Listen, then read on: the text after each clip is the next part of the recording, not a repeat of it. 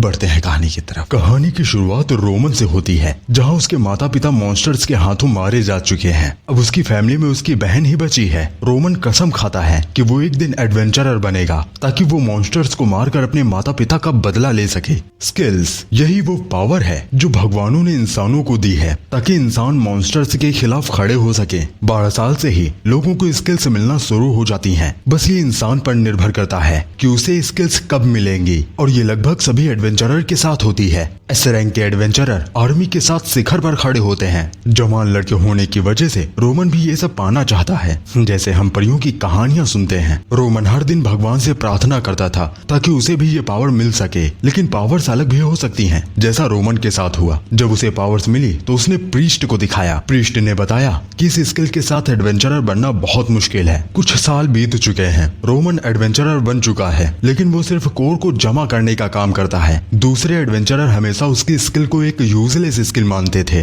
क्योंकि उसकी skill revival skill थी, यानी वो मरकर एक बार जिंदा हो सकता है, बस एक बार। एक स्किल एडवेंचरर का हमेशा हथियार होता है, लेकिन ये स्किल तुम्हें सिर्फ एक बार जिंदा कर सकती है। इसका सिर्फ थोड़ा सा ही यूज है, इसीलिए रोमन एक डी रैंक का एडवेंचरर है। लेकिन इसके बावजूद भी रोमन को ये प्राउड है कि वो अपने देश के लिए कुछ कर पा रहा है। सभी एडवेंचरर रोमन का मजाक उड़ा रहे थे, क्योंकि उसकी छोटी बहन के पास मैजिक स्किल है और उसकी बहन ने ही उसके साथ पार्टी बनाने से मना कर दिया। तभी उन पर एक मॉन्स्टर हमला करता है, जिन्हें वो दोनों आसानी से मार देते हैं, और रोनान उस मॉन्स्टर की बॉडी से क्रिस्टल कलेक्ट करता है। रोमन उन सभी को मैप देखकर बताता है कि वो सभी गलत डायरेक्शन में जा रहे हैं, लेकिन वो एडवेंचरर रोमन को डांटकर चुप करा देता है। वो सभी आगे बढ़ रहे थे, तभी उन्हें बहुत सारे चमगादड़ दिखाई देते हैं जो बहुत ही खूंखार थे। वो एडवेंचरर अपनी तलवार से उन मॉन्स्टर्स को मारने की कोशिश भी करता है, लेकिन ऐसा कुछ नहीं होता। वो डरा हुआ था, लेकिन तभी उसका डरा हुआ मुंह शैतानी हंसी में बदल जाता है। वो चमगादड़ नहीं थे, बल्कि वो हाइब्रिड थे।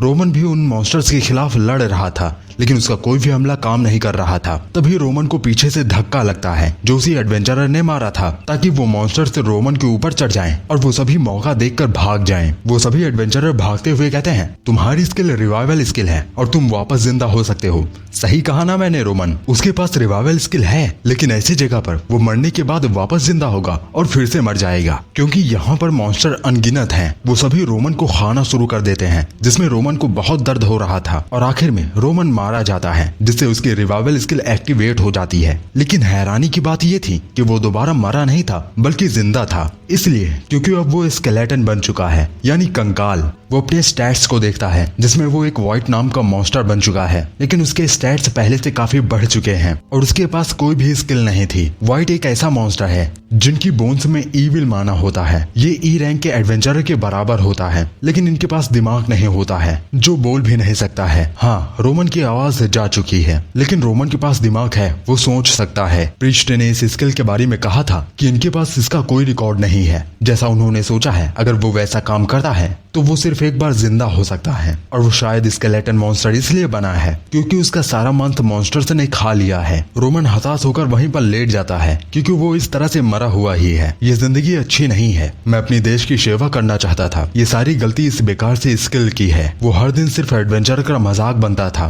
और कोई भी टैलेंट न होने की वजह से उसकी बहन भी उसे हमेशा हार मानने के लिए कहती थी। अब उसे अपनी बहन की बातें सही लग रही थी। जिनके पास पावरफुल स्किल है, सिर्फ वही हाई रैंकिंग एडवेंचरर बन सकते हैं। रोनन ये बहुत अच्छी तरीके से जानता है, बहुत अच्छे तरीके से, लेकिन वो अपनी इस लाइफ को एक्सेप्ट नहीं करना चाहता, क्योंकि एक मॉन्स्टर लेवल गेन कर अपने आप को इवॉल्व कर सकता है और बहुत सारी स्किल्स भी पा सकता है। अगर वो अपने आप को लेवल अप कर इवॉल्व करता रहा तो शायद एक दिन वो इंसानों की तरह दिख सके, और अगर ऐसा होता है तो वो एक एस रैंक का एडवेंचरर भी बन सकता है, और इसीलिए वो अपनी हार मानने की इच्छा को त्याग देता है। लेकिन व्हाइट मॉन्स्टर बहुत कमजोर होता है, इसीलिए उसे अब भी थोड़ा शक था, लेकिन उसे याद आता है कि वो एक नॉर्मल व्हाइट मॉन्स्टर नहीं है। वो सोच सकता है, उसके पास दिमाग है इंसानों का, और इसीलिए उसके पास एक एडवांटेज है। और स्केलेटन होने की वजह से मॉन्स्टर को बेवकूफ बनाना बहुत आसान हो चुका था। रोमन मॉन्स्टर्स के बीच लेट जाता है और कोई भी मॉन्स्टर उसके ऊपर ध्यान नहीं देता। इसी का फायदा उठाकर वो एक 4 लेवल के गोब्लिन को मार देता है, जो ई रैंक पर था। उसे 3 एक्सपी मिलती है और वो लेवल 1 से लेवल 3 पर चला जाता है। रोमन ने एक ऐसे मॉन्स्टर को मारा है जो इससे हायर लेवल पर था, बस इसलिए क्योंकि वो इंसानों की तरह सोच सकता है। जब वो लेवल 5 पर पहुंचेगा तो शायद वो इवॉल्व कर जाए। कहानी में आगे बढ़ने से पहले बात कर लेते हैं स्पॉन्सर की।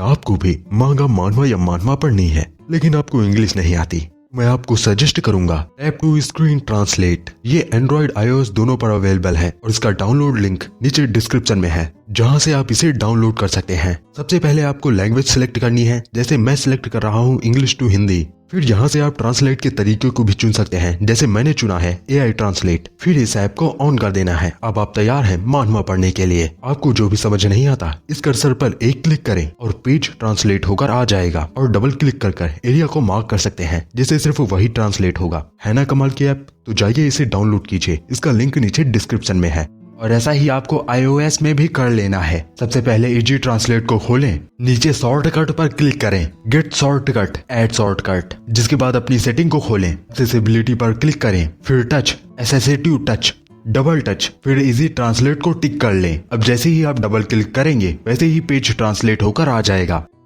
दोनों का लिंक नीचे डिस्क्रिप्शन में मिल जाएगा, जहां से आप इस ऐप को डाउनलोड कर सकते हैं। अब रोमन के सामने गोब्लिन स्कल था जो लेवल 1 पर था, जिसे मारने पर सिर्फ उसे 1 ही XP मिलती है। यानी अब वो कमजोर मॉन्स्टर को मारकर लेवल अप नहीं कर सकता है। अब उसे लेवल अप करने के लिए स्ट्रॉन्ग मॉन्स्टर्स को मारना होगा, और वो यही सोचकर डर रहा था। अगर वो कमजोर मॉन्स्टर को मारकर लेवल अप करता है तो वो इवॉल्व कर सकता है, लेकिन इसमें कई दशक बीत जाएंगे। अब वो न खाना खा सकता है और न ही सो सकता है। इसी वजह से उसे लग रहा था कि वो इंसान होने का एहसास भी खो देगा, और उसे टाइम के बारे में भी बिल्कुल नहीं पता, क्योंकि यहाँ पर सूरज की रोशनी नहीं आती। उसे नहीं पता है हफ्ता बीत चुका है, 2 दिन बीत चुके हैं, या फिर आधा दिन। और शायद उसकी छोटी बहन कैल्मिया भी उसके बारे में चिंता कर रही हो। लेकिन इससे पहले भी रोमन कई दिनों तक बाहर रहा है, तो शायद उसकी बहन ने नोटिस ही ना किया हो। रोमन अपनी छोटी बहन के साथ डंजन में भी गया था, लेकिन कमजोर होने की वजह से उसकी बहन ने उसे हार मानने के लिए कहा था। और यही सब सोचकर रोमन को लग रहा था कि अगर उसकी बहन ने नोटिस भी किया होगा तो उसे कोई भी चिंता नहीं होगी। रोमन अपने आप को समझाता है कि ये सब इस डंजन की वजह से है, जो उसके अंदर नेगेटिव थॉट्स भर रही है। अब रोमन ऐसे ही बैठा नहीं रह सकता। अगर उसे स्ट्रांग बनना है तो उसे लड़ना पड़ेगा। यही सोचकर वो हंटिंग पर निकल जाता है। वो अपने पुराने प्लान को ही फॉलो करता है और एक कंकाल की तरह जमीन पर लेट जाता है। वो एक भेड़िए का शिकार करने वाला था, जिसका नाम रेड आइज मॉन्स्टर था। लेकिन रोमन इससे बहुत डर रहा था, क्योंकि वो भेड़िया बहुत ज्यादा ताकतवर है। वो लेवल 7 पर है और रोमन 3 पर, इसीलिए उसे डर लग रहा था।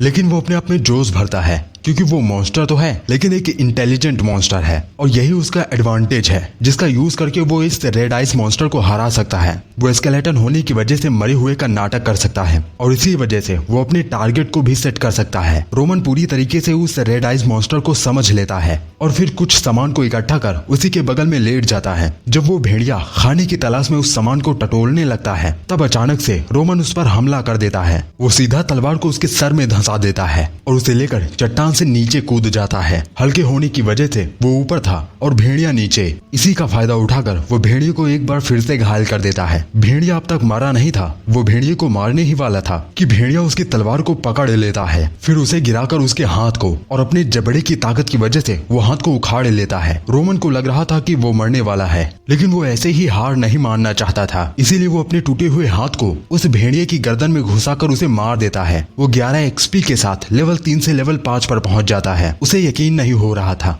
कि उसने इतने कम समय में इतना ज्यादा लेवल बढ़ा लिया है, और इसी वजह से उसे अब ये मॉन्स्टर की बॉडी भी अच्छी लगने लगी थी। अब इवॉल्व होने का टाइम था। उसकी सारी बोन्स धीरे धीरे टूटने लगती है, जगह जगह पर क्रैक्स आने लगते हैं, और वो टूटकर एक नए मॉन्स्टर का रूप ले लेती है। अब वो घोल मॉन्स्टर था, जिसके पास नुकीले पंजे और नुकीले दांत हैं, जो भूख लगने पर लाशों को खाता है। थोड़ा ही सही, लेकिन वो इंसानों जैसा दिख रहा था, और उसका कटा हुआ हाथ भी ठीक हो गया था। उसके सारे स्टैट बढ़े ही थे, साथ ही उसे एक स्किल भी मिली थी, रीजनरेशन की, जिसे देखकर उसे बहुत अच्छा लग रहा था। और लेवल 20 पर पहुंचने के बाद वो फिर से इवॉल्व होगा। अब रोमन को इसमें मजा आने लगा था। अब उसे लेवल अप करके सिर्फ इवॉल्व करना है, जिससे वो इंसान बनकर एक स्ट्रॉन्ग एडवेंचरर भी बन सकता है। उसका अगला शिकार रैट मॉन्स्टर था, जो लेवल 5 और रैंक D पर था। वो अपने बड़े पंजों की वजह से तलवार को यूज नहीं कर पा रहा था, और इसी का फायदा उठाकर वो रैट मॉन्स्टर हमला कर देता है, जिससे रोमन दूर जाकर गिरता है। रोमन अपनी तलवार को उस रैट मॉन्स्टर की तरफ फेंकता है, जिसके बाद वो मॉन्स्टर के पीछे आ जाता है और उस रैट मॉन्स्टर को मार देता है, जिससे वो लेवल 6 पर चला जाता है। और रीजनरेशन की वजह से उसके घाव भी ठीक हो जाते हैं। घोल मॉन्स्टर होने की वजह से उसे अब भूख लग रही थी। वो न चाहते हुए भी उस रैट मॉन्स्टर के मांस को खाता है। उसे लग रहा था कि वो और भी मॉन्स्टर बनता जा रहा है, लेकिन उसे याद आता है कि जब वो व्हाइट मॉन्स्टर था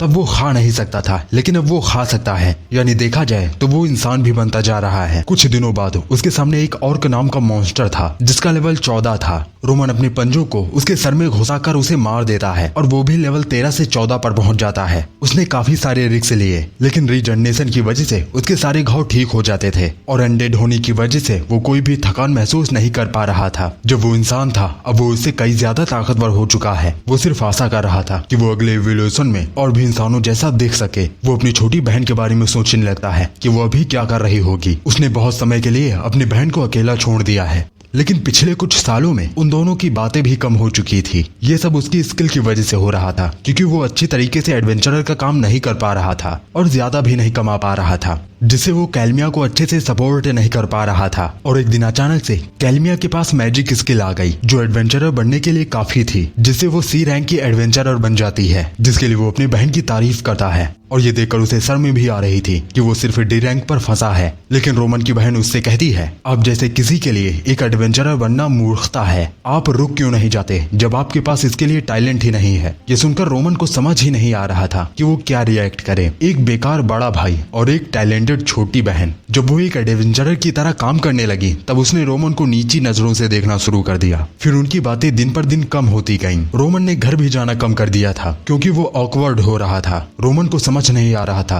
कि इतना समय बीत जाने के बाद भी उसकी बहन उसके बारे में चिंता कर रही होगी या नहीं। अगर वो इस तरह घर गया तो उसे पक्का यकीन है कि वो मारा जाएगा। और उसकी आवाज अभी भी निकल नहीं रही थी। तभी रोमन को कुछ आवाज आती है। जब वो वहां पर जाता है तो उसकी बहन के साथ उसे कुछ एडवेंचरर दिखाई देते हैं। रोमन को नहीं पता था कि वो इस तरह अपनी बहन को देखेगा। अगर रोमन उनके सामने आ जाता है तो रोमन मार दिया जाएगा, इसीलिए वो धीरे धीरे वहां से निकलने लगता है। वो सभी आपस में बात कर रहे थे कि उनके पास मरहम खत्म हो चुका है। इसीलिए कैलमिया कहती है कि अगर किसी मॉन्स्टर ने हमला कर दिया तो हम घावों को ठीक कैसे करेंगे। सामने खड़ी लड़की बताती है कि हम घावों को साफ कर और औषधि पीकर भी उनका इलाज कर सकते हैं, इसीलिए इसके बारे में ज्यादा सोचने की जरूरत नहीं है। सच वो लड़का और कैलमिया लड़ रहे थे, क्योंकि वो लड़का कैलमिया के कहने पर यहाँ पर आया है। कैलमिया उस लड़के से कहती है, तुम अकेले ही यहाँ पर नहीं आए हो, हम सबकी जिंदगी रिस्क में है, इसलिए कोई भी बहाना मत बनाओ। रोमन उन सबकी बातें सुनने के लिए रुक गया था और वो कैलमिया को देखकर बता सकता है कि वो डंजन में वैसा ही एक्ट कर रही है जैसा वो बाहर एक्ट करती है, बिल्कुल रूड। तभी गलती से रोमन से आवाज हो जाती है, जिससे उन सबका ध्यान उस तरफ चला जाता है। कैलमिया अपने आइस मैजिक से उसी तरफ हमला कर देती है जिस तरफ रोमन था, जिससे कई सारे आइस क्रिस्टल निकलते हैं और रोमन को लग जाते हैं। वो सभी रोमन को देख लेते हैं। वो सभी जानते हैं कि ये कमजोर मॉन्स्टर है और वो सभी इसे संभाल सकते हैं। लेकिन अब रोमन खतरे में पड़ चुका था। उन सबको ये भी पता है कि घोल के पास हीलिंग स्किल होती है, इसीलिए वो लड़का कहता है हमें इसे एक ही बार में खत्म करना होगा। और उसका लेवल रोमन के लेवल के बराबर था और इसीलिए कैलमिया उसे केयरलेसली हमला करने से मना करती है और उसका लेवल उन तीनों में सबसे ज्यादा था। अब रोमन बहुत बड़े खतरे में आ चुका है। अगर 1v1 बैटल होती तो भी वो जीत ना पाता। उसे मौका देखकर भागना होगा। उस लड़के की स्किल फायर स्किल थी, जिससे वो अपने वेपन को फायर में कवर कर सकता है और इसी वजह से वो घोल से लड़ने के लिए एक्साइटेड था। वो अपने वेपन से रोमन के ऊपर हमला करता है, जिससे रोमन डॉज कर लेता है। और उस लड़की की स्किल लाइट बॉडी थी, जिससे उसकी स्पीड बहुत ज्यादा हो जाती है। वो रोमन के ऊपर अपनी तलवार से हमला करती है, जिसे रोमन अपने बाजुओं से ब्लॉक करता है। रोमन इन तीनों में से किसी को नुकसान नहीं पहुंचाना चाहता और इन तीनों की स्किल की वजह से ये नामुमकिन था कि वो बचकर यहाँ से भाग पाए। रोमन एक नॉर्मल मॉन्स्टर नहीं था, उसके पास दिमाग है। वो अपने पैरों से एक पत्थर को उस लड़के की तलवार में मार देता है, जिससे उस लड़के का ध्यान भटक जाता है और रोमन उसकी आंखों के सामने आ जाता है और उसे कोहनी मार कर वहां से भागने लगता है, क्योंकि उसे पता था कि डंजन की गहराइयों में जाना बैन है। अगर वो डंजन की गहराइयों में चला जाता है तो उसे यकीन है कि वो तीनों इसके पीछे नहीं आएंगे। लेकिन ऐसा नहीं होता। वो दूसरी लड़की रोमन को मारने के लिए उसके पीछे आने लगती है। रोमन को ऐसा नहीं लगा था, इसलिए वो अपने प्लान को चेंज कर उस लड़की के सामने आ जाता है और उसके कई सारे हिट्स अपने हाथों से ही रोक लेता है, क्योंकि उसके पास रीजनरेशन की स्किल है और एक झटके से उस लड़की की तलवार को दूसरी तरफ फेंक देता है। रोमन ने उस लड़की के ऊपर सरप्राइज अटैक किया था, जिसकी वजह से ये आसानी से हो गया। रोमन भागने की तैयारी कर रहा था, लेकिन वो अपनी बहन के बारे में भूल चुका था और उसकी बहन अपने आइस एरोस से रोमन के ऊपर हमला कर देती है, जो सीधा जाकर उसके पैरों में लगते हैं। वो दूसरी लड़की कैलमिया की तारीफ करती है। वो लड़का उस मॉन्स्टर को अपने हाथों से मारना चाहता था, लेकिन कैलमिया कहती है तुम बहुत गुस्से में थे और ये सब मैं आसानी से कर सकती थी। वहीं रोमन को फिर से उसकी मौत सामने दिख रही थी। उसके पैर का आधा मांस कट चुका था, जिसे रिजनरेट होने में थोड़ा समय लगेगा, जिसके बाद वो यहाँ से भाग सकता है। लेकिन वो जानता है कि उसके पास इतना समय नहीं है। कैल्मिया अपने सबसे पावरफुल हमला आइस लैंस को रोमन के ऊपर करने लगती है। उसे लग रहा था कि वो अपने बहन के ही हाथों मारा जाएगा। रोमन अपने पैरों की वजह से इस हमले को डॉज भी नहीं कर सकता। वो कुछ ऐसा करना चाहता है जिससे उसकी रिजनरेशन की एबिलिटी कंप्लीट हो जाए। उसके दिमाग में एक बेकार सा प्लान आता है। वो अपने हाथों को अपनी गर्दन पर रखकर घोल की आवाजें निकालने लगता है, जिससे कैल्मिया का ध्यान भटक जाता है और उसका हमला रोमन के बगल में हो जाता है। ये देखकर वो लड़का गुस्सा हो जाता है कि इतनी कम रेंज में उसका हमला चूक गया। और कैल्मिया का ध्यान इस वजह से भटका था क्योंकि रोमन उसका नाम लेने की कोशिश कर रहा था और उसका ये प्लान काम कर गया। रिजनरेशन कंप्लीट हो जाती है। कैल्मिया फिर से अपने आइस मैजिक से रोमन के ऊपर हमला करती है, लेकिन रोमन इस बार उसे बच्चों की तरह डरा देता है, जिससे कैल्मिया डर जाती है और रोमन वहाँ से भाग जाता है। कैल्मिया को यकीन नहीं हो रहा था कि उसे एक मॉन्स्टर ने ट्रिक कर दिया है और वो लड़का इस बात से गुस्सा था कि कैल्मिया ने उस मॉन्स्टर को जाने दिया। कुछ ऐसे भी अनडेड होते हैं, जब इंसानों की लाश में डंजन का माना भर जाता है तब ऐसे अनडेड बनते हैं। और यही सब सोचकर कैल्मिया का ध्यान भटक गया था। दूसरी तरफ रोमन राहत की सांस लेता है कि वो जिंदा बच गया। वो 3 एडवेंचरर के बीच फंस चुका था, लेकिन अच्छा हो उसकी एडवेंचरर स्किल का, जिससे वो आसानी से बच गया। अब रोमन को मॉन्स्टर का शिकार करते हुए एडवेंचरर का ध्यान रखना होगा। वैसे रोमन को काफी समय हो गया कि उसने अपनी बहन को डंजन में देखा। शुरुआती दिनों में वो कैल्मिया के साथ डंजन में जाया करता था, लेकिन लेवल अप होने के बाद सारी चीजें अलग हो गई। रोमन दोबारा उन सबके सामने नहीं आना चाहता था, इसीलिए वो उन तीनों की दूसरी तरफ जाने लगता है। लेकिन उसे याद आता है वो तीनों जहाँ जा रहे हैं वो डंजन की गहराई है। नॉर्मल लोग डंजन के अंदर लंबे समय तक नहीं रह सकते क्योंकि उन्हें फिजिकली और मेंटली दोनों तरह से ही नुकसान पहुंचता है। और दूसरी वजह यह है कि डंजन का माना थिक होता है, जो इंसानों के लिए पॉइजनस होता है। जब इंसान डंजन में आते हैं तब उन्हें प्लान बनाकर आना होता है कि उनसे गलतियां कम हों, और इसीलिए इंसान डंजन की गहराइयों में नहीं जाते। अगर रोमन दोबारा उनके हाथों चढ़ गया तो वो मारा ही जाएगा। लेकिन वो अपनी बहन की भी चिंता करता है, इसीलिए वो दूर से उन सबको फॉलो करने लगता है। तभी उन तीनों को एक एडवेंचरर की लाश दिखती है, जिसके पास कोई भी कीमती सामान नहीं था, यानी दूसरे एडवेंचरर ने उसके सामान को ले लिया है। कैल्मिया और भी अंदर जाने लगती है, लेकिन वो दोनों एडवेंचरर कैल्मिया को रोकने की कोशिश करते हैं क्योंकि ये खतरे से खाली नहीं है। लेकिन कैल्मिया कहती है वो इस तरह से कई बार आ चुकी है और उसे लगता है उसके लेवल और स्किल्स के साथ उन्हें कोई दिक्कत नहीं होगी। बस पहले की तरह जल्दबाजी मत करना, सारी चीजें ठीक रहेंगी। ये सुनकर वो लड़का हैरान था क्योंकि उसने ही अभी अभी एक गलती की है। वही रोमन इस बात से हैरान था कि वो सभी और अंदर जा रहे हैं। एक स्ट्रॉन्ग मॉन्स्टर डेंसमाना में पाया जाता है, जो डंजन की गहराइयों में होता है। हमेशा डंजन में सावधान रहना होता है क्योंकि कहीं से भी कोई भी चीज आ सकती है। रोमन को नहीं समझ आ रहा था कि वो इतनी जल्दबाजी क्यों कर रही है। चलते चलते उनके सामने एक ऑर्क मॉन्स्टर आ जाता है जो लेवल 22 पर था और रैंक C पर। रोमन को पहले से ही पता था कि ये होने वाला है क्योंकि 20 लेवल के ऊपर के मॉन्स्टर सिर्फ डीपर पार्ट में ही पाए जाते हैं। रोमन मन ही मन कैल्मिया को वहां से भाग जाने के लिए कह रहा था क्योंकि वो अपने इस लेवल के साथ मॉन्स्टर से फाइट नहीं कर सकती। रोमन उस मॉन्स्टर का ध्यान अपनी तरफ भी नहीं कर सकता क्योंकि वो तीनों तो उसे मॉन्स्टर ही समझेंगे। अब उसके पास सिर्फ एक ही रास्ता है कि वो खड़ा होकर सिर्फ देखे। वो लड़का डरा हुआ था। वो कैल्मिया को समझाने की कोशिश करता है कि ये मॉन्स्टर बहुत ताकतवर है और उन्हें यहाँ से चलना चाहिए, लेकिन कैल्मिया कहती है मैं अपने मैजिक के साथ उसे डैमेज कर सकती हूँ। अगर हम सभी साथ रहते हैं तो हम इसे हरा सकते हैं। लेकिन उस लड़के को नहीं लग रहा था कि वो उस टेरिफाइंग मॉन्स्टर को हरा सकता है, इसीलिए वो भागने का प्लान बना लेता है। अगर वो ऐसे ही भागता है तो वो मॉन्स्टर उस लड़के को पकड़कर मार डालेगा। लेकिन फिर भी वो लड़का एक बार ट्राई करना चाहता था,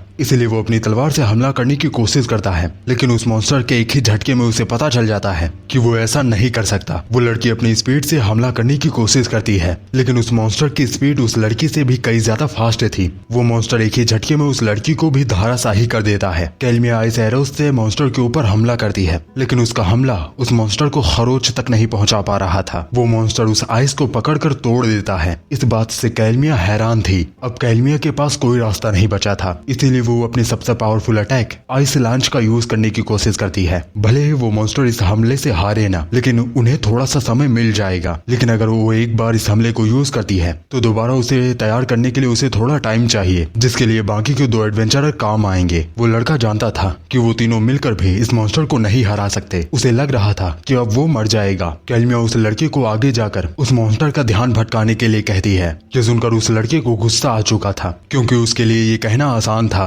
इसीलिए उस लड़के के दिमाग में खुराफाती प्लान आता है और वो प्लान उस लड़की को बता देता है। रोमन को भी समझ आ गया था कि उन दोनों के दिमाग में कोई खिचड़ी पक रही है। वो दोनों आगे लड़ने के लिए चले जाते हैं। कैलमिया के पास कोई रास्ता नहीं था आइस लेंस को यूज करने के अलावा। वो जैसे ही आइस लेंस के मैजिक को यूज करने लगती है वो दोनों वहाँ से भागने लगते हैं, जिसे देखकर कैलमिया हैरान थी। ये देखकर रोमन गुस्सा था कि वो दोनों कैलमिया को इतने बड़े मॉन्स्टर के सामने ऐसे ही छोड़कर जा रहे हैं। कैलमिया उन दोनों पर ध्यान नहीं देती और अपने आइस लेंस से उस मॉन्स्टर का एक हाथ काट देती है, लेकिन वो मॉन्स्टर अपने दूसरे हाथ से कैलमिया को मारकर दूर फेंक देता है और वो मॉन्स्टर जोर की दहाड़ लगाता है। रोमन कैलमिया को बचाने के लिए उसकी तरफ भागता है। वो दोनों भी देख लेते हैं कि कैलमिया का क्या हाल हुआ। वो लड़का कहता है, ये सब तुम्हारी गलती है कैलमिया कि तुम डंजन के डीपर पार्ट में आ गई। मेरा मतलब ये क्या बकवास है कि डंजन में खोए हुए अपने भाई को तुम ढूंढने के लिए आई हो। वो एक लो रैंकर एडवेंचर था, वो पक्का मारा गया होगा। और उनकी बातों से ये पता चल जाता है कि कैलमिया यहाँ पर सिर्फ रोमन के लिए आई है। और ये जानकर रोमन और भी हैरान हो जाता है कि उसकी बहन यहाँ पर सिर्फ उसके लिए आई है। वो मॉन्स्टर कैलमिया को मारने वाला था। कैलमिया कहती है, आप अपनी जिंदगी को खतरे में क्यों डालते थे जब आप इतने कमजोर थे? मेरे बेवकूफ भाई तुम कहाँ चले गए? वो मॉन्स्टर कैलमिया को मारने ही वाला था, लेकिन तब तक रोमन आ जाता है जो उस मॉन्स्टर को एक जोरदार पंच मारता है। रोमन कैलमिया से माफी मांगता है कि उसने कैलमिया की बात नहीं मानी। अब उस ऑर्क मॉन्स्टर का ओपोनेंट रोमन था, लेकिन रोमन और उस मॉन्स्टर के लेवल में बहुत बड़ा डिफरेंस था। वो मॉन्स्टर रोमन के ऊपर हमला करता है। रोमन तेजी से उस मॉन्स्टर की दूसरी तरफ आ जाता है। उसके पास एक एडवांटेज था कि उस मॉन्स्टर का एक हाथ नहीं है, और सबसे बड़ी बात कि कैलमिया की जिंदगी खतरे में है। वो अपने पंजे से मॉन्स्टर को घायल कर देता है और आइस को उठाकर मॉन्स्टर के सर में मार देता है। मॉन्स्टर अपने बैट से रोमन के ऊपर हमला करता है, जिसे रोमन अपने हाथों से ब्लॉक करता है, लेकिन उसका हाथ टूट जाता है। उस मॉन्स्टर का एक हाथ नहीं था, इसलिए रोमन को लग रहा था कि वो आसानी से इस फाइट को जीत सकता है, लेकिन ऐसा नहीं है। भले ही उसका एक हाथ ना हो, लेकिन वो अभी भी उतना ही ताकतवर है जितना वो पहले था। रोमन एक अच्छी सी ओपनिंग ढूंढकर उस मॉन्स्टर के ऊपर हमला करना चाहता है। वो तेजी से उस मॉन्स्टर की तरफ भागता है। वो मॉन्स्टर अपने बैट से अटैक करता है, लेकिन रोमन स्लाइड कर नीचे से निकल जाता है। इसका मतलब वो ध्यान देता है तो वो आसानी से मॉन्स्टर के हमले को डॉज कर सकता है। वो तेजी से मॉन्स्टर के चारों तरफ घूमने लगता है। ये देखकर वो मॉन्स्टर गुस्सा हो जाता है और वो अपने जबड़े से रोमन के ऊपर हमला करता है। रोमन को ये पता था कि अगर वो मॉन्स्टर को चिढ़ाता है तो वो ऐसा ही करेगा। रोमन एक ही मुक्के में उसके दांत को तोड़ देता है और उसका दाहिना हाथ कटकर उस मॉन्स्टर के मुंह में ही रह जाता है। रोमन यही चाहता था कि वो मॉन्स्टर अपनी गर्दन को रोमन के पास लाए। रोमन घूमकर उस मॉन्स्टर की गर्दन पर चढ़ जाता है और अपने दांतों से उस मॉन्स्टर की गर्दन को फाड़ देता है, जिससे वो मॉन्स्टर गिरकर मारा जाता है और उसे 128 एक्सपी मिलती है, जिससे वो लेवल 18 पर पहुंच जाता है। वो अपनी रीजनरेशन की पावर को यूज कर अपने हाथ को वापस उगा लेता है। वो कैलमिया की वजह से ही जीत पाया है, क्योंकि कैलमिया ने उस मॉन्स्टर के एक हाथ को काट दिया था। अब रोमन को भी पता चल चुका है कि कैलमिया उसे नीची नजरों से नहीं देखती थी, बल्कि उसकी चिंता करती थी। रोमन हमेशा से एक एडवेंचरर बनना चाहता था, लेकिन वो खुद को भी नहीं बचा सकता है। रोमन कैलमिया को अपने कंधे पर उठा लेता है। अगर रोमन कुछ नहीं करता है तो कैलमिया वापस से इस डंजन में आ जाएगी। रोमन को सामने उसकी तलवार मिलती है, तभी उसे एक आइडिया आ जाता है, जिसके बाद हम कुछ एडवेंचरर को देखते हैं जो अचानक से पीछे मुड़ते हैं और उनके सामने एक मॉन्स्टर एक लड़की को खाने वाला था और वो एडवेंचरर उस मॉन्स्टर को डराकर भगा देते हैं। ये सब रोमन का ही प्लान था ताकि वो कैलमिया को इस डंजन से बाहर निकाल सके। कैलमिया की आंख खुलती है तो वो उन दोनों एडवेंचरर को अपने सामने पाती है। वो दोनों एडवेंचरर बताते हैं कि उसके ऊपर एक घोल हमला कर रहा था। कैलमिया इस बात से हैरान थी क्योंकि उसे लगा था कि किसी ने उसे पीठ पर उठा रखा है, जैसे कि उसका भाई उसे बचपन में उठाया करता था। लेकिन कैलमिया को ये नामुमकिन लगता है। उसके पास रोमन की तलवार भी थी और वो ये देखते ही समझ जाती है कि ये उसके भाई की तलवार है। उस पर लिखा था, मैं जल्द ही वापस आ जाऊंगा, बस इंतजार करना। ये देखकर कैलमिया उस तलवार को पकड़कर रोने लगती है। वहीं रोमन भागते हुए कहता है, कैलमिया हम दोबारा जरूर मिलेंगे, बस 2 लेवल और उसके बाद मैं इवॉल्व कर जाऊंगा और मुझे यकीन है कि शायद मैं कुछ हद तक इंसानों जैसा दिखने लगूं। अब कैलमिया की जान बच गई है, इसीलिए रोमन अपने काम में लग जाता है। वो उन्हीं मॉन्स्टर्स को हंट कर रहा था जिनकी वजह से वो मरा था।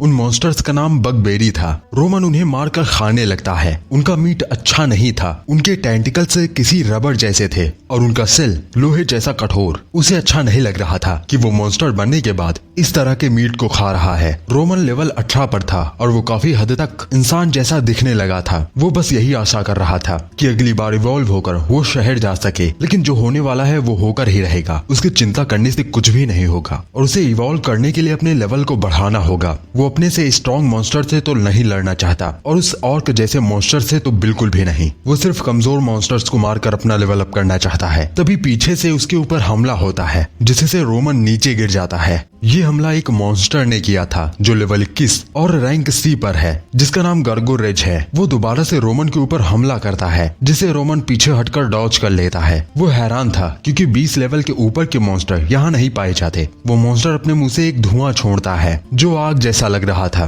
तभी वो मॉन्स्टर उस धुएं को चीरते हुए रोमन के ऊपर हमला करता है जिससे रोमन को थोड़ी सी खरोंच आ जाती है। वो फिर से रोमन पर हमला करता है जिससे रोमन का सर दीवार में जाकर लगता है। ये सब उस मॉन्स्टर की चाल थी जो धुएं को छोड़कर अचानक से हमला करता है। रोमन उस ऑर्क मॉन्स्टर को इसीलिए मार पाया था क्योंकि उसका एक हाथ नहीं था, लेकिन उसके पास अब कोई चांस नहीं है कि वो इस फाइट को जीत पाए। इसीलिए वो भागने लगता है, लेकिन वो मॉन्स्टर बहुत तेज था। वो रोमन के ऊपर हमला करता है जिसे रोमन डॉज कर उस मॉन्स्टर को एक पंच लगाता है, लेकिन इससे उस मॉन्स्टर को कोई भी फर्क नहीं पड़ा था। रोमन उसका मुकाबला नहीं कर पा रहा था। उसके सामने अब एक क्लिफ थी। वो मॉन्स्टर फिर से उसी धुएं को छोड़ता है और ठीक पिछली बार की तरह वो फिर से उस धुएं के बीच से निकलता है ताकि वो अचानक हमला कर सके। लेकिन इस बार रोमन को इसके बारे में पता था, इसीलिए वो पहले से ही क्लिफ के नीचे चला गया था। वो मॉन्स्टर लड़खड़ा कर नीचे गिरने लगता है। वो मॉन्स्टर से फेंकी टैक्टिक्स को फॉलो कर रहा था। जब वो मॉन्स्टर नीचे गिरने लगता है तब रोमन उसके ऊपर ही चढ़ जाता है और जमीन से टकराते ही उस मॉन्स्टर का सर फट जाता है और वो मॉन्स्टर मारा जाता है। रोमन 18 से 20 लेवल पर पहुंच जाता है। ये सब नीचे गिरने की वजह से हुआ था और नॉर्मली रोमन इस फाइट को नहीं जीत पाता। अब वो लेवल 20 पर आ चुका है, इसका मतलब वो इवॉल्व होगा। वो इवॉल्व होने के बाद सबसे पहला काम अपने आप को देखने का करेगा। वो यही मना रहा था। वो इवॉल्व होने के बाद थोड़ा इंसानों जैसा दिखने लगे। वो इवॉल्व होने लगता है और इवॉल्व होकर एक सेफ शिफ्टर मॉन्स्टर में बदल जाता है। वो और भी खतरनाक मॉन्स्टर जैसा दिखने लगा था। उसकी लंबाई बढ़ चुकी थी, कपड़े फट चुके थे, उसके चेहरे पर एक मास्क था जिसे वो हटा नहीं पा रहा था। वो पहले से कई ज्यादा ताकतवर हो चुका था, लेकिन वो कहीं से भी ह्यूमन जैसा नहीं लग रहा। और जितने लोगों ने भी इस मॉन्स्टर को देखा है वो अब जिंदा नहीं है। वो अपने स्टैट्स देखता है, उसके स्टैट्स बढ़ चुके थे और वो रैंक सी पर आ गया था। साथ ही उसके पास रिजनरेशन वाली स्किल तो थी ही जो घोल की स्किल होती है। उसके पास एक और स्किल आ गई थी, मस्कुरेड। रोमन अपने स्टैट्स को देखकर बहुत खुश था। वो मिड रैंक के एडवेंचरर के बराबर हो चुका था। वो अपनी स्किल मस्कुरेड को आजमाने लगता है। उसका मास्क हवा में फ्लोट करने लगता है और एक जोरदार रोशनी के साथ वो अपने पहले वाले रूप में आ जाता है। उसकी आवाज भी वापस आ चुकी थी, बस उसके दांत मॉन्स्टर जैसे थे। अगर वो अपने चेहरे को आधा छुपा लेता है तो वो पूरा इंसान जैसा लगेगा। तभी उसे एहसास होता है कि उसकी पावर धीरे धीरे खत्म हो रही है। जब वो अपने मस्कुरेड स्किल को देखता है उसमें लिखा था हर 10 मिनट में उसका एक माना कम होगा और उसका माना मैक्सिमम 26 तक जाता है। यानी इसका मतलब ये है कि वो लगातार 4 घंटे तक ट्रांसफॉर्म रह सकता है और इस तरह से शहर में जाना कठिन होगा। लेकिन अभी भी एक उम्मीद है, वो अपने लेवल को बढ़ाकर अपने माना को भी बढ़ा सकता है और शायद अगले इवोल्यूशन में थोड़ी और उम्मीद बढ़ जाए। और इसी वजह से वो जोश में आ जाता है। तभी वो डंजन हिलने लगती है जिससे रोमन डर जाता है। सामने दरारें पड़ रही थी। उसे लग रहा था ये कोई डंजन डिजास्टर है। कहा जाता है कि धरती की गहराइयों में मॉन्स्टर्स की लाशें हैं और उनके शरीर से निकलने वाला इविल माना से डंजन बन जाती है। अगर इसे लंबे समय तक अकेला छोड़ दिया जाए और इसे माना सोखने दिया जाए तो ये एक फिनोमिना बन सकता है और इसे ही डंजन डिजास्टर कहा जाता है। और सी रैंक के मॉन्स्टर्स यहाँ अपीयर हो रहे हैं, इसका मतलब यही है। लेकिन रोमन सिर्फ कुछ मामलों से उस नतीजे पर नहीं पहुंचना चाहता। लेकिन जैसे ही उसके सामने वापस वही मॉन्स्टर आ जाता है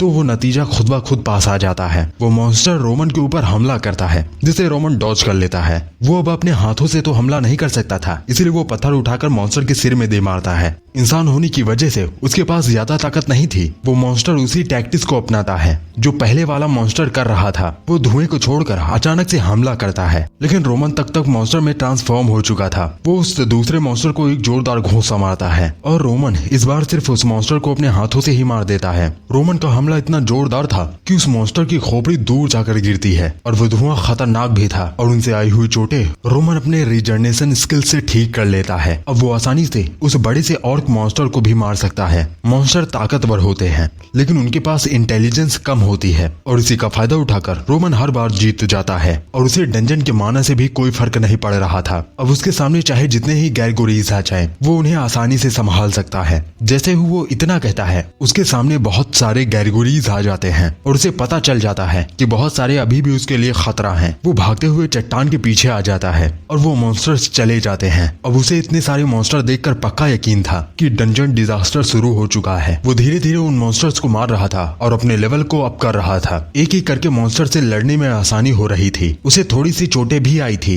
लेकिन रिजनरेशन की वजह से वो सब ठीक हो जाती हैं और वो अगली बार लेवल 50 पर इवॉल्व होगा, जिसके लिए वो बहुत खुश था। जब ये डंजन डिजास्टर पूरी तरीके से शुरू होगा तो हाई रैंक के मॉन्स्टर डंजन से बाहर निकलकर आसपास के इलाकों में तबाही मचाना शुरू कर देंगे और इस डंजन डिजास्टर को रोकने का सिर्फ एक ही तरीका है, डंजन के दिल यानी बॉस को मारना। तभी वहां पर रोमन को कुछ लोगों की आवाज आती है जिससे वो चट्टान के पीछे छुप जाता है। वहां पर फ्रैंक नाम का आदमी था जो लेवल 20 पर था। वो डंजन डिजास्टर के बारे में ही बात कर रहा था क्योंकि उसे सी रैंक के मॉन्स्टर यहाँ ही दिखाई दे रहे हैं। जिस पर वो दूसरा लड़का गूडो कहता है अगर ऐसी बात है तो हमें रिपोर्ट करना चाहिए। वहाँ पर एक लड़की थी जो गूडो से कहती है हमें बॉस को हराना चाहिए। लड़की का नाम सिली है और ये लेवल 18 पर है। रोमन उनकी बातें सुन रहा था। वो भाग भी नहीं सकता है क्योंकि उसकी लंबाई बहुत ज्यादा है और रोमन को ये समझते देर नहीं लगती कि ये सभी हाई रैंकर हैं। गूडो इतना बड़ा रिस्क लेने के लिए तैयार नहीं था लेकिन फ्रैंक कहता है जितना समय बीतेगा डंजन डिजास्टर उतना ही बढ़ता जाएगा, लेकिन अब हमारे पास मौका है क्योंकि इसकी जानकारी हमने बहुत पहले ही पा ली है। गूडो कहता है तो आपके हिसाब से हमें लड़ना चाहिए, लेकिन तुमको पता है ना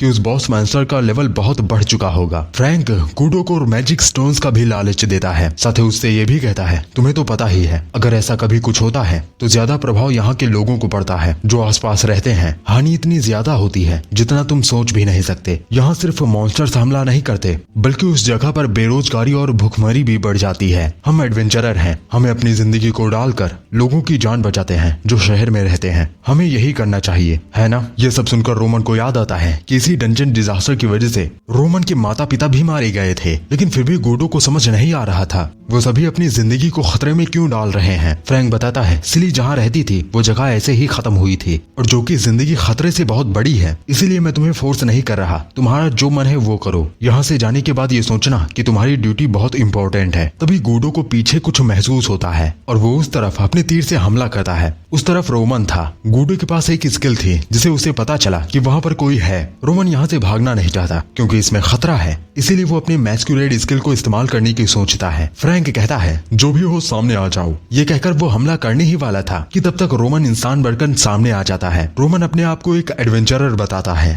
फ्रैंक उससे हमला करने के लिए माफी मांगता है और गूडो उससे छिपने की वजह पूछता है। रोमन कहता है मैं नहीं जानता कि तुम एडवेंचरर हो या बैंडिट्स। अगर तुम बैंडिट्स नहीं भी हो तो डंजन के अंदर किसी से भी मिलना खतरे से खाली नहीं। गूडो रोमन को देखकर कुछ अच्छा महसूस नहीं कर रहा था। वहीं फ्रैंक रोमन को देखकर मन ही मन कहता है ये तो फटे हाल है और हमसे बहुत सावधान। किसी भी तरह से ये नॉर्मल एडवेंचरर नहीं लगता है। रोमन को लग रहा था कि वो इन सबको इंसान बनकर ट्रिक कर देगा, लेकिन हाल तो पहले जैसे ही है। फ्रैंक रोमन से गूडो को माफ करने के लिए कहता है। वो इतनी अच्छे से इसलिए बात कर रहा है क्योंकि फ्रैंक के मन में ये चल रहा था डंजन में इतने अंदर होने के बावजूद उसके शरीर पर एक कट भी नहीं है। ये सब शायद उसके स्किल की वजह से है और उसके कपड़े गंदे हैं। इस बात से ये अंदाजा लगाया जा सकता है कि ये पूरे एक दिन तक इस डंजन में रहा है। ना तो इसके पास हथियार है और ना ही इसका लेवल पता है। और एक ताकतवर इंसान में यही खूबी होती है कि वो अपनी इंटेंशन को सबके सामने रख देता है, लेकिन गूडो कुछ ज्यादा ही बन रहा है। वहीं रोमन परेशान था कि अगर उन लोगों को रोमन के बारे में पता चल गया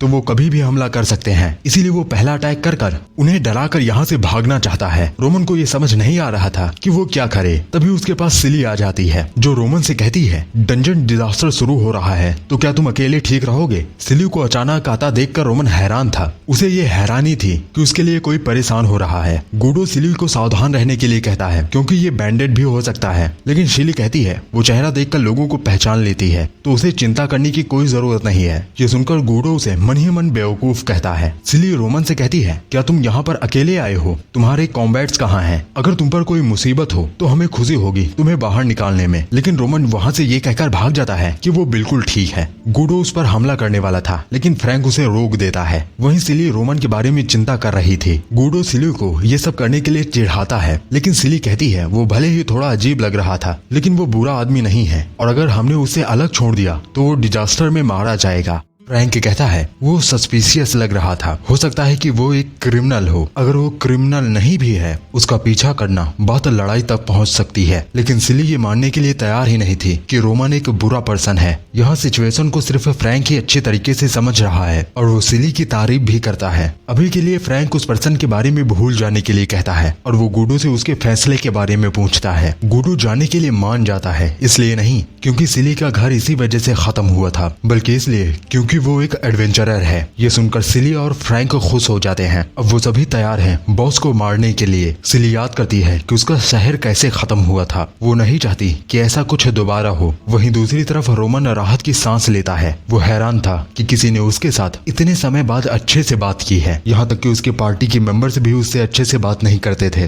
तभी उसे याद आता है कि वो तीनों बॉस को हराने की बात कर रहे थे। वो उन सबकी चिंता कर रहा था, लेकिन रोमन को ये चिंता पॉइंटलेस लगती है। अगर वो मदद करना भी चाहता है तो वो सिर्फ उनके रास्ते में आएगा। और सबसे खराब चीज ये है कि वो इंसानों की फॉर्म में थोड़ा सा कमजोर पड़ जाता है। जब तक वो अपने असल फॉर्म को नहीं दिखा देता तब तक वो कुछ नहीं कर सकता। लेकिन तभी उसे फ्रैंकी की बात याद आती है, जब उसने कहा था कि वो एडवेंचरर हैं और अपनी जिंदगी को खतरे में डालना उनका काम है। वहीं दूसरी तरफ वो सभी बॉस के पास पहुंच गए थे। जो गोरगोरोइल किंग था उसका लेवल 30 था और वो रैंक सी पर था। उन सभी ने जितना सोचा था वो बॉस मॉन्स्टर उससे भी कई ज्यादा ताकतवर है। अब पीछे हटने के लिए भी बहुत देर हो चुकी है। वो सभी अपनी पोजीशंस को बांट लेते हैं। उनमें सबसे ज्यादा ताकतवर फ्रैंक है, इसीलिए वो आगे रहकर लड़ेगा। वो अपनी स्वॉर्ड वेव स्किल का यूज कर उस बॉस मॉन्स्टर के ऊपर हमला करता है। जब वो बॉस मॉन्स्टर उस हमले को ब्लॉक करता है तब उसका हाथ एक्सपोज हो जाता है, जिसे देखकर फ्रैंक उसके हाथ पर हमला करता है, लेकिन उसे एक खरोंच भी नहीं आती। फिर सिली साइड में आ जाती है और बॉस मॉन्स्टर के हमले को डॉज कर लेती है।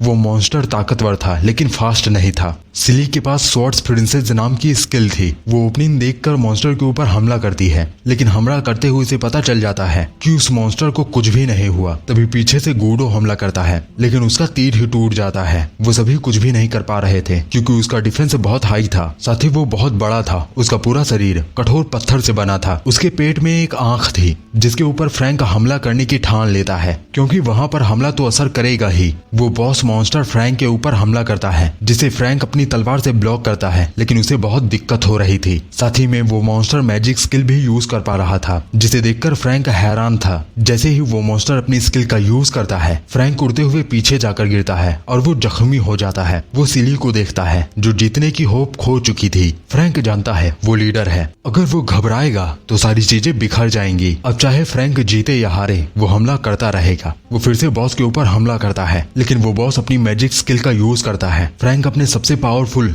अटैक क्रॉस स्लैश को यूज करता है और उस मॉन्स्टर के सर में दे मारता है, जिससे उसे बस थोड़ी सी खरोंच आती है। फिर वो गूडो को हमला करने के लिए कहता है, जो सीधा जाके उस मॉन्स्टर के पेट में बनी आंख पर लगता है, जिससे वो मॉन्स्टर और भी गुस्सा हो जाता है और वो तेजी से फ्रैंक के ऊपर हमला करता है। फ्रैंक दूर जाकर गिरता है और वो उतना जख्मी हो जाता है कि वो उठ भी नहीं सकता। गूडो और सिली उसके बारे में चिंता कर रहे थे और कुछ ही देर में वो दोनों भी हार जाते हैं। सिली गूडो से माफी मांगती है कि उसने गूडो को यहाँ आने के लिए फोर्स किया, लेकिन गूडो कहता है ये उसकी मर्जी थी, मैंने यहाँ आखिर तक लड़ना चुना। वो मॉन्स्टर इन तीनों पर हमला करके उन्हें मारने ही वाला था कि तभी वहां पर रोमन आ जाता है, जो फ्रैंकी की तलवार से उस बॉस मॉन्स्टर के हमले को रोक लेता है। वो छुपकर ये सब नहीं देख सकता था, वो उस बॉस मॉन्स्टर को मारना चाहता है। वो दोनों ये देखकर हैरान थे कि रोमन यहाँ पर आया है, लेकिन वो दोनों ये भी जानना चाहते थे कि रोमन यहाँ पर क्यों आया है। रोमन इन सभी को अपनी ट्रू फॉर्म नहीं दिखाना चाहता था और इसीलिए वो यहाँ नहीं आना चाहता था, लेकिन उसे समझ आता है कि वो सिर्फ बहाने मार रहा है। उसे चिंता है कि वो क्या कर सकता है, लेकिन वो जितना भी कर सकता है वो करेगा।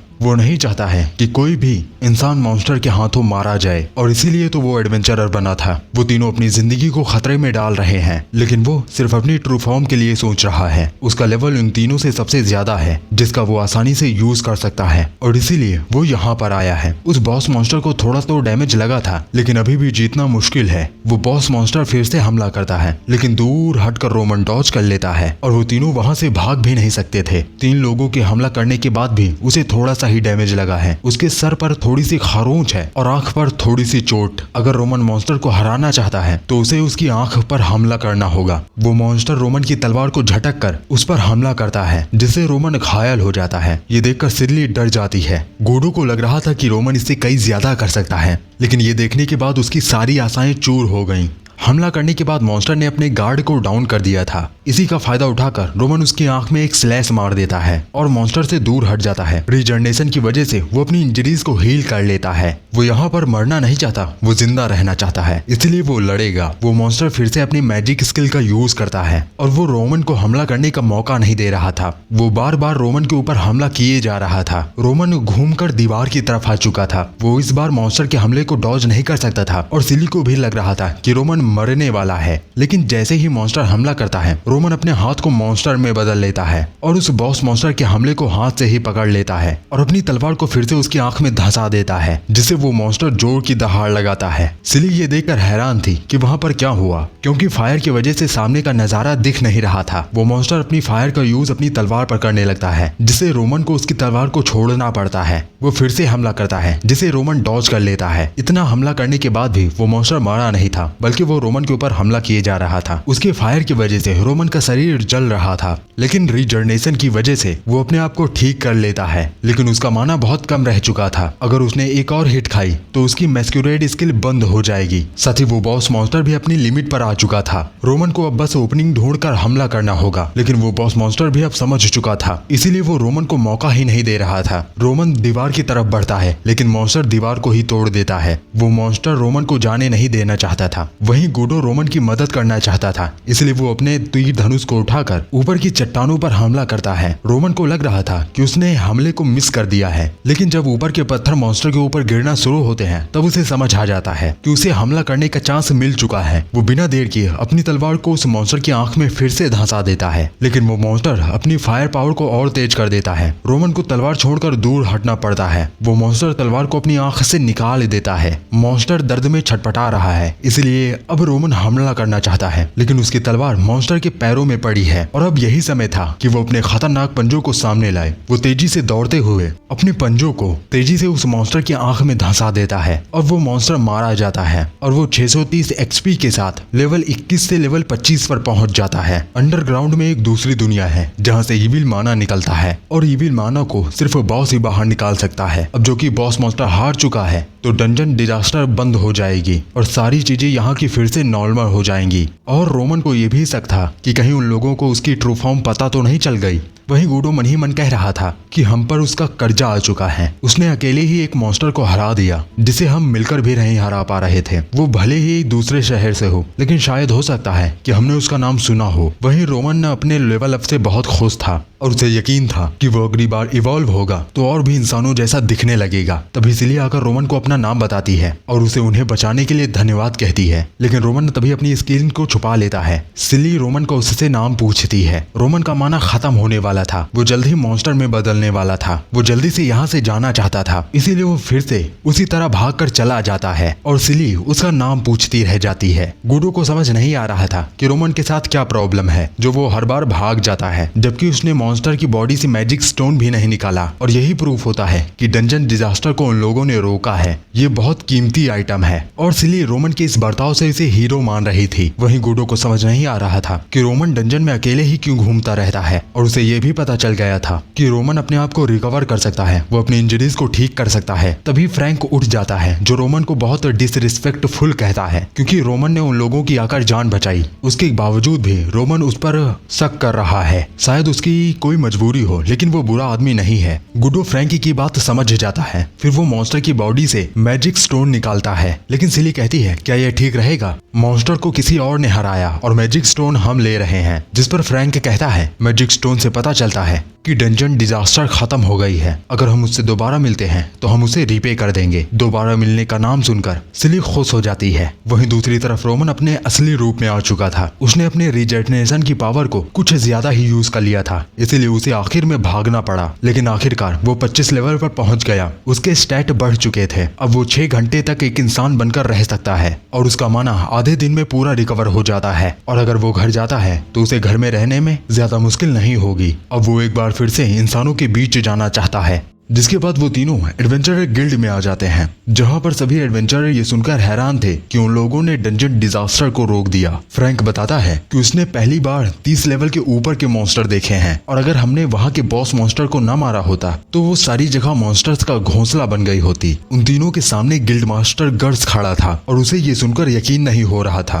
क्योंकि अकेले एक बॉस मॉन्स्टर को काबू करना बिल्कुल भी पॉसिबल नहीं है। लेकिन फ्रैंक बताता है हमने उसे नहीं हराया है। तभी रोमन की तारीफ करने सिली सामने आ जाती है। वहाँ पर एक शूरवीर आ गया था जिसने पल में ही बॉस मॉन्स्टर को हरा दिया, लेकिन गिल्ड मास्टर को यकीन नहीं हो रहा था कि अकेले कोई बॉस मॉन्स्टर को हरा सकता है, इसलिए वो वहाँ से जाने लगते हैं। जिस पर सिली कहती है ये सच है, हमें एक आदमी ने बचाया है, सफेद बाल, मिली फेस और शार्प आइज थी उसकी। लेकिन जब गूडो याद करता है रोमन के बारे में तो सारी चीजें बदल जाती हैं। उदास औरा, गड्ढे वाली गाल, बेजान आंखें, पीला पड़ा चेहरा। इसीलिए गूडो सिली से कहता है तुम फिर से उसके बारे में सारी चीजें बढ़ा चढ़ा कर बता रही हो। लेकिन सिली कहती है तुम हमेशा उसे बुरा ही समझते हो। फ्रैंक गिल्ड मास्टर से कहता है हमने उसकी मदद की थी, लेकिन बस थोड़ी सी ही, इसमें कोई शक नहीं है कि बॉस मॉन्स्टर को उसने हराया है। लेकिन गिल्ड मास्टर फिर भी मारने के लिए तैयार नहीं थे और इसीलिए फ्रैंक मैजिक स्टोन निकालकर सभी को दिखा देता है, जिसे देखकर सभी हैरान हो जाते हैं और उन्हें पता चल जाता है कि वो जो बातें कह रहे हैं वो सही है। और उन लोगों ने कभी भी ऐसे फेमस एडवेंचरर का नाम नहीं सुन रखा था जो अकेले ही एक बॉस को हरा सके। और उन सभी को ये लगता है कि वो कोई ऐसा नाइट है जो अपनी पहचान को छुपाना चाहता है। वहीं सिली ये सब सुनकर रोमन की तारीफें करने लगती है कि रोमन जैसे एक राजकुमार है। वहाँ पर रोमन की बहन कैलिमा भी थी जो उन तीनों की बातें सुनकर हैरान थी और उसे भी पता है कि जब डंजन में बॉस मॉन्स्टर मर जाता है तब वहाँ पर मॉन्स्टर काफी कम हो जाते हैं। इसीलिए वो फिर से एक बार अपने भाई को ढूंढने जाना चाहती है। बस वो आशा कर रही थी कि उसका भाई डंजन डिजास्टर में जख्मी ना हो गया हो।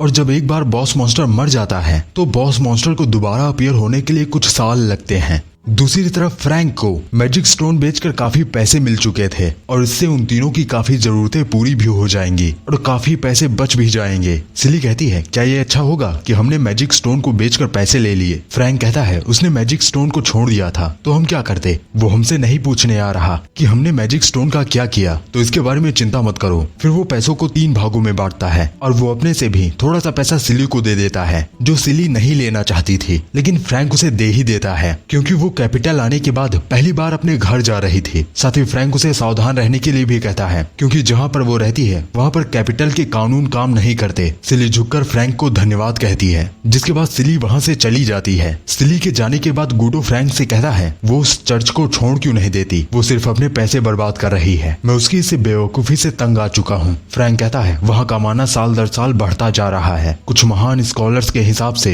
एक दिन वो पूरा किंगडम एक बड़े से डंजन में समा जाएगा। हम अपने कमाए गए पैसे को अनाथों को दे सकते हैं, भले ही ये फायदेमंद ना हो। हम इंसान ऐसे प्राणी हैं जो मदद नहीं करते और इसीलिए तो तुम बॉस मॉन्स्टर से लड़ने के लिए तैयार हो गए थे। जिस पर गूडो कहता है उस जगह के लिए बहुत देर हो चुकी है और तुम भी तो जानते हो कि उस जगह को क्या कहा जाता है, द रूइंड सिटी आउटफील्ड। सिली को उस जगह को भूल जाना चाहिए। दूसरी तरफ रोमन मॉन्स्टर्स को मार रहा था ताकि वो अपने लेवल को अप कर सके। उसने पूरा दिन बस मॉन्स्टर को हंट ही किया है, लेकिन अब वो इतना ताकतवर हो चुका है कि उसका लेवल अप हो ही नहीं रहा। वो बस 25 लेवल पर ही अटका है। उसे पता चल गया था कि बॉस मॉन्स्टर के मरने के बाद अब यहाँ पर बस ऐसे ही मॉन्स्टर्स अपीयर होंगे और इस डंजन में इसका लेवल बस इतना ही जा सकता है। अब इस डंजन में रहने का कोई मतलब नहीं बन रहा था, इसीलिए वो अब दूसरी डंजन को ढूंढना चाहता है जहाँ पर उसका लेवल बढ़ सके। अब उसे इंसानों के बीच जाना पड़ेगा ताकि उसे इन्फॉर्मेशन मिल सके। उसका लेवल बढ़ चुका है, इसीलिए वो अब ज्यादा समय तक अपनी मैस्कुरेड स्किल को इस्तेमाल कर सकता है। वो कैलिमिया के पास जाना चाहता है, लेकिन वहाँ पर बहुत सारे लोग होंगे। अगर वो इंसान भी बन जाता है तो वो अपने दांतों को नहीं छुपा सकता, उसके निशानों को नहीं छुपा सकता। वो एक डार्क डंजन में रह सकता है, लेकिन अब ऐसी जगह नहीं रह सकता जहाँ पर बहुत सारे इंसान हैं, क्योंकि ये अब कुछ ज्यादा ही खतरनाक हो जाएगा। वो बस यही मना रहा था कि कोई ऐसा शहर हो जहाँ पर इंसान ज्यादा ना हो। जब रोमन अपनी पार्टी के साथ था तब उसका लीडर आउटफील्ड में जाने से मना कर रहा था क्योंकि वो जगह कुछ ज्यादा ही खतरनाक है। वो लीडर बताता है कि वहाँ पर डंजन डिजास्टर आया था, अब उसे शहर भी नहीं कहा जा सकता है। वो एक ऐसी जगह है जहाँ पर इंसानों की लाशें और मॉन्स्टर गली में दिखते मिल जाए तो इसमें भी कोई हैरानी की बात नहीं। और रोमन वहीं जाने की सोच रहा था क्योंकि वहाँ पर एक सस्पिशियस बंदे पर कोई ध्यान नहीं देगा। अब बस उसे सिर्फ कुछ कपड़े खरीदने होंगे ताकि वो अपने स्किन कलर और अपने दांतों को छुपा सके, और इनमें आराम करने के बाद उसका सारा माना रिकवर हो जाएगा, जिससे वो एक बार फिर से अपनी मैस्कुरेड स्किल स्किल को इस्तेमाल कर सकता है और उसे मॉन्स्टर की मैजिक स्टोन से पैसे मिल सकते हैं। और इस दुनिया में डंजन कुछ अलग तरीके की होती है, जैसे कि एक गुफा जहाँ से रोमन बाहर निकलता है और अब वो तैयार है इंसानों की दुनिया में जाने के लिए।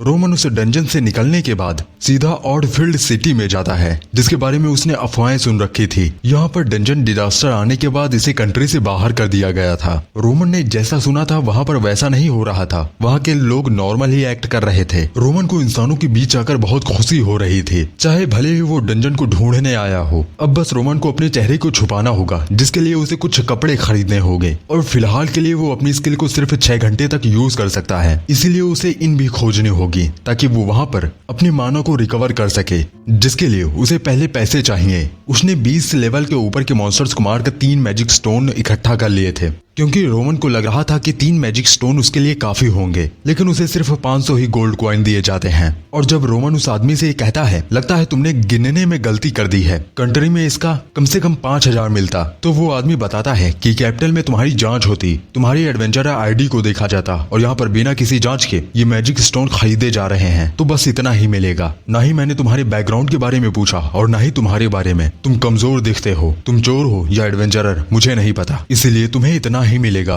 और अगर इस सिटी में रहना चाहते हो तो अपने कदम फूक फूक कर रखना। और इतने गोल्ड के साथ रोमन सिर्फ 2 ही दिन तक वहाँ रह सकता है। रोमन वहाँ से जा ही रहा था कि तभी वहाँ पर एक एडवेंचरर आ जाता है, जो रोमन से कहता है, मैंने तुम्हें कभी यहाँ नहीं देखा। जिस पर रोमन कहता है, तुम कौन हो? वो लड़का बताता है कि उसका नाम जेफ है, तुम जैसे लोगों को चबाकर थूक दिया जाएगा, इसलिए मैंने सोचा तुम्हें कुछ नियमों के बारे में बता दूं। रोमन उसे एक अच्छा आदमी समझता। उससे पहले वो एडवेंचरर रोमन को दीवार से सटा देता है और वो रोमन से कहता है, अपनी सारा पैसा मुझे दे दो जो तुमने छोटी मोटी चोरियां करके की है, मैं तुम्हें सभी से प्रोटेक्ट कर लूंगा। रोमन को समझ आ गया था कि उसे लूटा जा रहा है, इसलिए वो साफ इंकार कर देता है। जिस पर वो एडवेंचरर कहता है, तुम सीरियस होकर नहीं सोच रहे, लेकिन तभी वो झटक कर दूर गिर जाता है, जिसे देखकर आसपास के एडवेंचरर जेफ पर हंसने लगते हैं। रोमन जेफ से कहता है, तुम्हारी स्ट्रेंथ को देखकर लग रहा है कि तुम लेवल 20 पर हो। वहीं जेफ को लग रहा था कि रोमन ने उसे बेवकूफ बना दिया है, इसीलिए वो रोमन को मारने के लिए तैयार हो चुका था। रोमन ये देखकर हैरान था, क्योंकि कैपिटल में कभी ऐसा कुछ हुआ ही नहीं। आसपास के एडवेंचरर जेफ को रोकने लगते हैं, तभी रोमन तेजी से उसकी तरफ बढ़ता है और लात मारकर उसकी तलवार को उससे दूर कर देता है और तेजी से वहाँ से भाग जाता है। जेफ उसे गालियां ही देता रह जाता है। रोमन चाहता तो आसानी से उसे मार सकता था, लेकिन वो भीड़ का हिस्सा बनकर रहना चाहता है। वो दूसरों से अलग नहीं लगना चाहता है, ताकि किसी का ध्यान उसके ऊपर ना जाए। रोमन को इस शहर में आए बस कुछ ही देर हुए हैं और उसे ठगा और लूटा दोनों जा चुका है। रोमन एक इन में आ चुका था, वो अपने मॉन्स्टर के रूप में था, ताकि वो अपने मानव को रिकवर कर सके। वो डंजन में जब था वो तभी इतना थका हुआ नहीं था जितना वो इंसानों की दुनिया में आकर थक गया है। उसके 500 में से 110 गोल्ड खत्म हो चुके थे, उसने सारा सामान खरीद लिया था। अब रोमन यहाँ की डंजन को ढूंढकर यहाँ से जाना चाहता है, इससे पहले कि लोगों को इसके बारे में पता चले। अगले दिन सिली अपने घर चर्च आ चुकी थी। चर्च के फादर उसके सामने खड़े थे। सिली ने अपना सारा पैसा चर्च के फादर को दे दिया था, जिसके लिए सिली को फादर मना कर रहे थे, क्योंकि उसके पास भी इतना सारा पैसा नहीं है। ये सुनकर सिली फादर को बताती है कि वो कैपिटल में एक अच्छी एडवेंचरर है और इन पैसों से आपकी बहुत मदद होगी। आपकी तो पूरी जिंदगी इसी में निकल गई, आप पैसों के बारे में चिंता छोड़ दीजिए। और ऐसा नहीं हो सकता कि मैं इस जगह के बारे में भूल जाऊं। आप ही थे जिन्होंने डंजन डिजास्टर आने के बाद मुझे पाला पोसा बड़ा किया। मेरे माता पिता के मरने के बाद कौन था मेरा? बस यही जगह। अब तो मेरे पास बहुत सारे छोटे भाई बहन भी हैं। वहाँ पर एक लड़का था जो सिली से कहता है, तो क्या आप कैपिटल में बहुत बड़ी एडवेंचरर हैं? जिस पर सिली हाँ कहती है। वो लड़का कहता है, तो क्या आपने डंजन डिजास्टर को रोक दिया? सिली कहती है, शायद मैं एक दिन ऐसा कर पाऊं। जिसके बाद सिली वहाँ से जाने के लिए तैयार हो जाती है। दूसरी तरफ रोमन को सब ठग ही रहे थे, उसे अभी तक कुछ भी नहीं पता चला था। वो मैजिक स्टोन को लेकर कैपिटल जाने की सोच रहा था ताकि उसे ज्यादा पैसे मिले, लेकिन वो ऐसा नहीं कर सकता क्योंकि वहाँ पर बहुत सारे लोग होंगे। साथ ही रोमन इंसानों से काफी अलग भी दिखता है। कैपिटल के गार्ड उसे रोक देंगे। यहाँ ही वो दिन के उजाले में खुला घूम सकता है और कैपिटल में बहुत सारे लोग उसे जानते भी हैं, तो उससे हंगामा खड़ा हो सकता है। और इसीलिए आउटफील्ड बहुत अच्छा है रोमन के लिए। रोमन वहाँ से चलकर जा ही रहा था कि रास्ते में उसे सिली मिल जाती है और सिली रोमन को देखते ही उसे पहचान लेती है, लेकिन रोमन तो उसे देखकर घबरा चुका था। सिली रोमन से कहती है, मुझे तो लगा ही नहीं था कि मैं कभी तुमसे मिलूंगी। जिसने मुझे बचाया वो मेरे ही शहर में मिल रहा है। ये तो जैसे फेत हो। और रोमन को भी याद आ जाता है कि ये सिली है जो लेवल 18 पर थी। रोमन को लग रहा था कि अगर उसने सिली से बात की तो गड़बड़ हो सकती है और कहीं सिली ने उसके स्टेटस को देखने की फैसला कर लिया तो। सिली रोमन को धन्यवाद कह रही थी उसकी जान बचाने के लिए, लेकिन रोमन तो वहाँ से ये कहकर भागने लगता है कि उसने किसी गलत बंदे को पकड़ लिया है। तभी सिली को फ्रैंकी की बात याद आती है।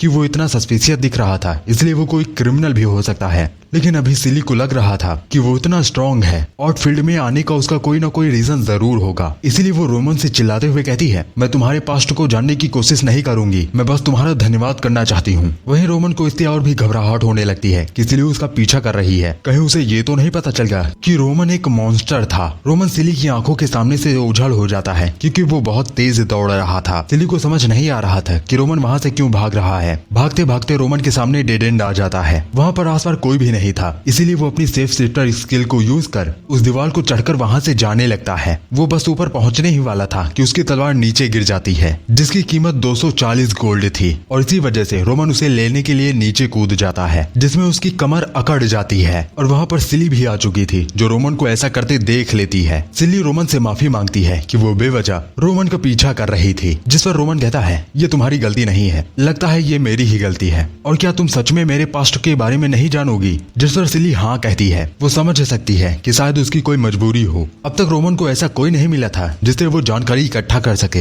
लेकिन अब ऐसा लगता है कि रोमन को कोई मिल गया है। सिली को रोमन का नाम नहीं पता था, इसीलिए वो रोमन से उसका नाम पूछती है, जिस पर रोमन उसे अपना नाम बता देता है और उसे लग रहा था कि उसने अपने असली नाम बताकर गलती कर दी है। रोमन सिली से कहता है, तुम यहाँ पर कैसे? कोई बात नहीं अगर तुम इसका आंसर नहीं देना चाहती। लेकिन सिली को इसमें कोई प्रॉब्लम नहीं थी, इसलिए वो रोमन को बता देती है कि वो कैपिटल के आसपास एडवेंचरर का काम करती है और ये जगह उसका होम टाउन है और वो यहाँ पर समय समय पर आती रहती है। आधे साल पहले ऐसा नहीं था, लेकिन अब हर साल ये जगह और भी खतरनाक होती जा रही है। तभी रोमन को याद आ जाता है कि वो तीनों बात कर रहे थे कि सिली की जगह कैसे खत्म हुई और उसे ये समझ आ जाता है कि वो सभी और फील्ड के बारे में बात कर रहे थे। रोमन सिली से कहता है, मैं यहाँ पर पहली बार आया हूँ, तो क्या तुम इस जगह के बारे में थोड़ा बता सकती हो?